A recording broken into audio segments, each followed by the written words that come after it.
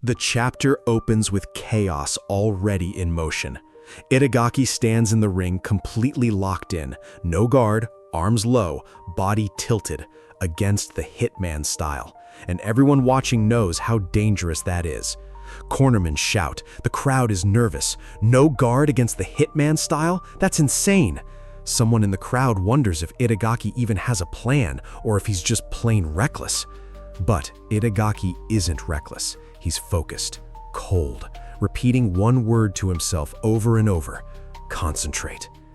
The action explodes immediately. Makino launches a flicker jab, his left arm snapping out at a weird, low, unpredictable angle. Itagaki tries to slip it, but the speed is overwhelming. He can't get close. Every time he steps in, another flicker cuts through the air and forces him back. One clean shot suddenly snaps Itagaki's head backward, his eyes widening as the impact catches him completely off guard. He stumbles back across the ring while the crowd gasps in shock. "He just can't get in," someone shouts. "No guard is too dangerous." Meanwhile, Makino keeps firing those endless flickers without stopping, completely controlling the distance and refusing to let Itagaki breathe for even a second. From ringside, Kimura watches with sharp eyes. He notices something. Itagaki is already drenched in sweat, and the fight just started. Aoki leans in and corrects him immediately. That's not fatigue, that's cold sweat. Itagaki is under extreme psychological pressure before he's even landed a punch. Ippo chimes in from nearby, reading the situation clearly. Flicker jabs aren't just fast, they're incredibly hard to read. The angle is wrong, the timing is off, and every single one carries the threat of real damage. Against someone using the Hitman Style with no guard, the psychological weight doubles. You have to attack, but every attack opens you up. It's the worst feeling for a boxer. Nearby, journalist Fuji watches with growing amazement and turns to the person beside him, Mashiba. Fuji says Makino has clearly mastered the Hitman Style. Mashiba, calm as ever, doesn't disagree, but he goes further. He says Makino isn't no copycat. The speed of his punches, the angle of impact, it's real, it's his own. Mashiba theorizes that Makino drilled endlessly until he found a variation of the style that fit his body perfectly. That's not imitation, that's evolution. And we get a glimpse inside Makino's mind. He remembers their last fight. Itagaki was a blur, so fast that Makino felt helpless. He didn't think he could even touch him. He lost completely to Itagaki's speed. But this time is different. My left won't even let him get close, Makino thinks, eyes burning. I'm the one controlling the pace of this match. Itagaki manages to dodge and block more of the flicker jabs, barely reacting in time as the endless punches keep slicing through the air. But even while avoiding them, he unknowingly keeps backing himself towards the ropes. Makino instantly notices it and keeps pouring on the pressure without stopping. "Watch out," the crowd shouts. "Raise your guard, don't just stand there." The danger keeps building as Itagaki finds himself trapped near the ropes with Makino's relentless flickers still flying straight at him. Makino doesn't stop. His attacks are only getting fiercer.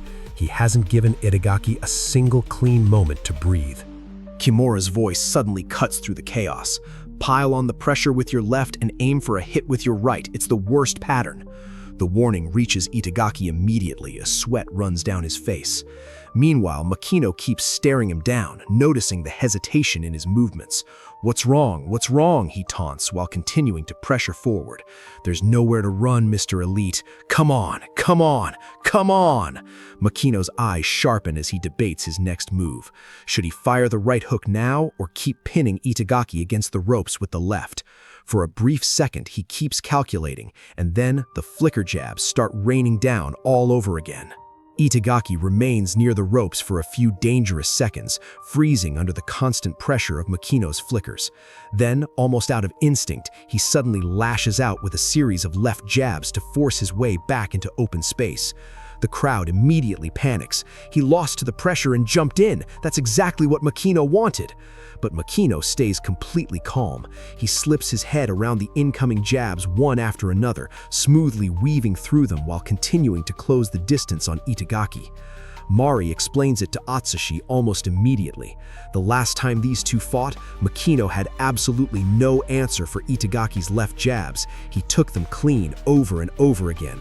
But now it's different. This time, Makino can actually see them. I can see, he realizes as he slips around the punches.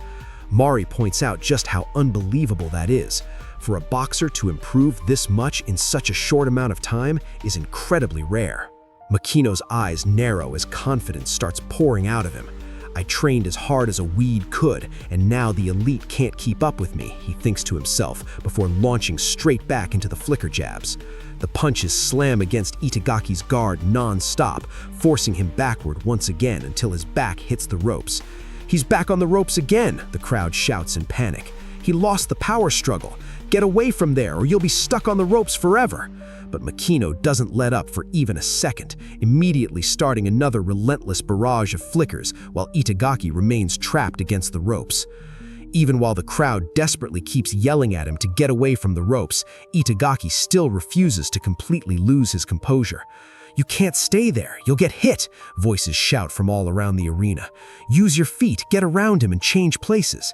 Meanwhile, Makino's flicker barrage only keeps getting fiercer, the punches flying non-stop as he continues trying to crush Itagaki against the ropes. But then Takamura suddenly notices something important. Despite all of that overwhelming pressure, Itagaki still hasn't taken a single clean punch from Makino. Then Ippo suddenly notices something. In the middle of Makino's relentless flicker barrage, Itagaki has started parrying the punches away with just one hand. At first, the attacks looked completely unreadable, pure chaos flying at him from every angle. But now, Itagaki's eyes are finally starting to catch the pattern. His body is adapting to the rhythm in real time. Mashiba immediately understands what's happening and explains it to Fuji. The reach and speed of Makino's flickers are completely different from his own, so Itagaki was confused at first because his usual timing didn't work anymore. But now, he's figured it out. He's knocking the flickers away, the crowd realizes in shock as Itagaki calmly starts brushing the punches aside one after another. But Mashiba quickly makes one thing clear: Makino's flickers are not weak. As proof, he points out that what Itagaki is doing right now is the exact same thing Itagaki once did to him. Even Mashiba himself was taken apart by that terrifying ability before. And then, Mashiba says something that stops Fuji cold. He says Itagaki's intuition and sense of distance aren't something you can train into someone. They're innate. You have to be born with them.